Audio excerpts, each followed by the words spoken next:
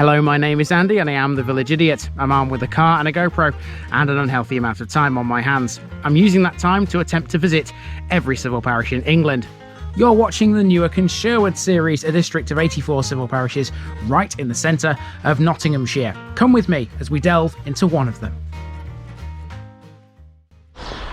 Okay, today in Newark and Sherwood I've got for you what I would describe as a typical Nottinghamshire village. It's got that Nottinghamshire red brick style of house all around everywhere you look. And this one is a linear village, just like the next 4 villages here in Newark and Sherwood are going to be. Now the reason this one's linear is to do with the road I'm currently stood on. Look how wide this is. Oh, hang on, there's a car behind me. Sorry, didn't realise you were there. Sometimes you just have to learn to look behind you. Okay, so look at the road here and look how wide it is. That's because this used to be the Great North Road, and the A1 runs down the side of this on something called the Cromwell bypass, and that's because we're in the village and the parish of Cromwell.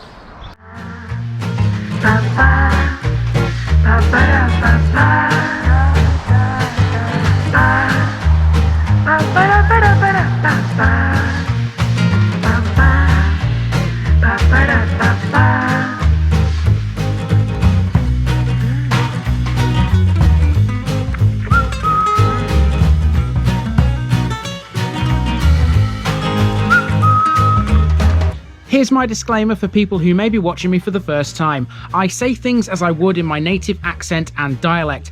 As a result, I may not pronounce things in the same way as the locals do. Remember, I'm a visitor. It's impossible to know everything. Leave me a comment, spin me a like and bash that subscribe button. Let's get to today's parish video. Cromwell is located 5 miles north of Newark on the western bank of the River Trent and adjacent to the A1. We begin our walk at the northern end of the village. At this end of the village are a couple of interesting landmarks. Milestone Caravan Park is one of them. It's a campsite with grass and gravel pitches. Then we have the Milestone Tap, which is a craft brewery. Run by a husband and wife duo, this has won numerous awards since opening its doors in 2004. The village lies along the Great North Road, the former route of the A1, and is joined to the modern A1 at both ends by the old road. This stretch of the A1 is known as the Cromwell bypass. On the way up to the junction we pass Speedy Sharks. This is a swimming school run by ASA qualified swimming teachers, which has a purpose-built pool measuring 10 metres by 5 metres. A few more paces and we're at the A1. This is the northbound carriageway. For obvious reasons I'm unable to walk any further north from here.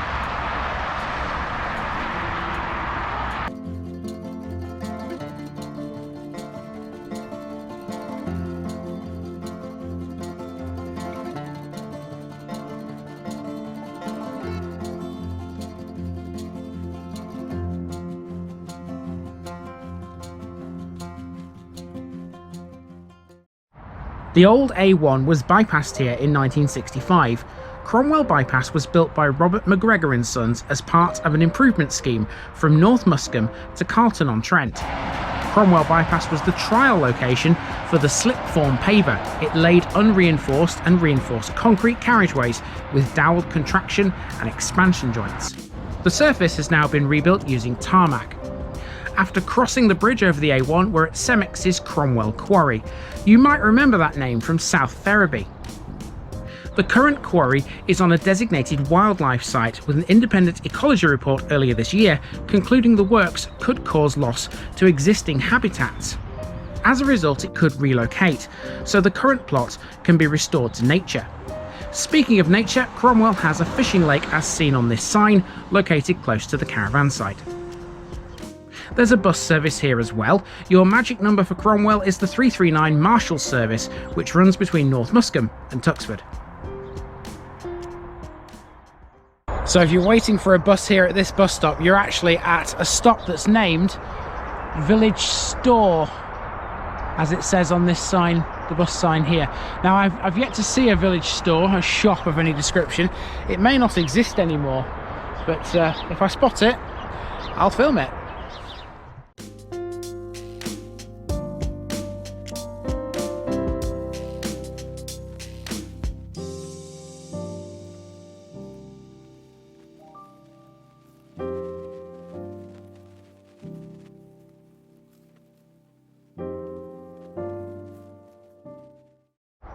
Now let's walk south through the village to the other end. Cromwell is one of the 4 thankful villages in Nottinghamshire, places that suffered no fatalities during the Great War of 1914 to 1918. Just to the east of the village is Cromwell Lock, which marks the point where the tidal River Trent begins. Between the village and the River Trent there's an extensive area of Roman fields. There's also a stone by Cromwell Lock which marks the site of a Roman bridge across the River Trent. Some remains of the bridge were removed from the riverbed in 1884. After a short meander, it doesn't appear the village store exists these days. Mind you, there's some fresh local honey on offer if you so desired some from this house. On the corner of Norwell Lane is the village's book exchange, which once again is inside a bus shelter. This does seem to be a recurring theme in Nottinghamshire, with villages opting to use these instead of phone boxes. We'll get a look in there in a moment, but all you scorekeepers need to be marking Cromwell off that imaginary list I keep mentioning now.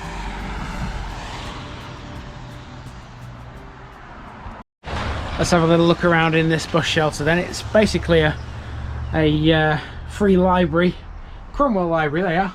Please help yourself to a book. There's also films and things. Blimey, are these VHS tapes? They are and all. Wow. We're so used to seeing DVDs these days, aren't we? You don't usually see these anymore. VHSs. Do people still own VHS? Let me know, guys. Does anybody out there still own a VHS player? That's fantastic. Full of books, obviously, as always. It's quite nicely kept, actually. Well done, Cromwell locals. Cromwell has no post office as well as no shop. It does still possess a standalone postbox right next to the book exchange. Also, Cromwell currently has no school. Children in Cromwell have attended school in North Muskham since 1880 after a large school was constructed there. However, there used to be a schoolroom here before 1880. I'll show you where it was in a while and what it's now being used for.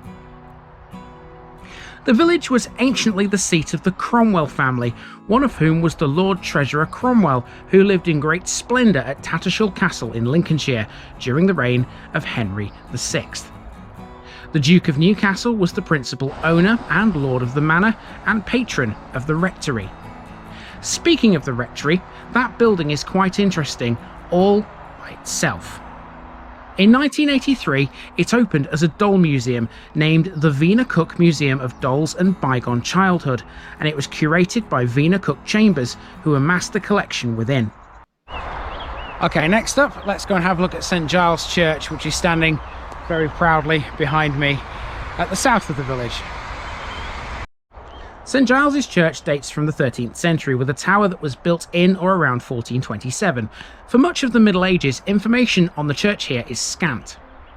The existence of a possible Anglo-Saxon cemetery attached to the church is hinted at by the survival of some very crude hogback monuments now forming part of the churchyard wall. In common with other rural churches, the number of regular services here has been much reduced from the days when Cromwell had its own rector and curate.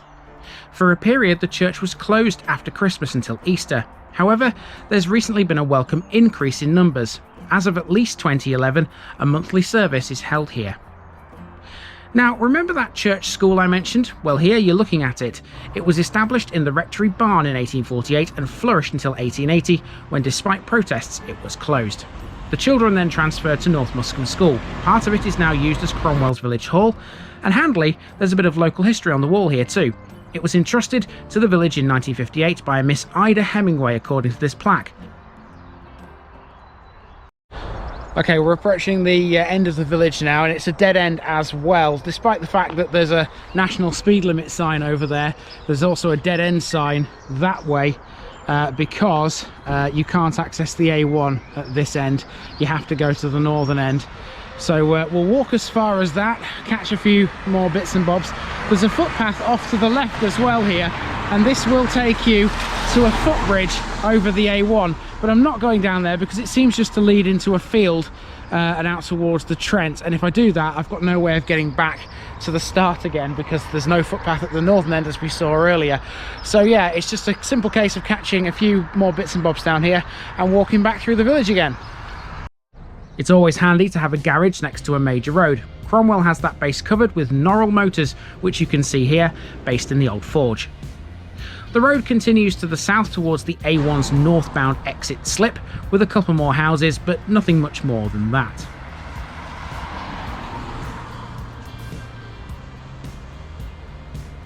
Whilst the bus shelter takes care of the village's book exchange, the old red telephone box still serves a purpose too. You'll find the defib machine in it at this southern end. Just before we leave the Great North Road behind, there's a few more shots of the village for you from the other direction. It's not a bad little place all in all, this. In a few moments we'll be seeing the channel favourite, the East Coast Main Line, yet again. It crosses Cromwell's boundaries to the west, and there's a level crossing we'll need to drive over. In truth, this was a pleasant little walk. I only wish the weather would have been a bit more cheerful. However, over the next couple of episodes, it does start to improve.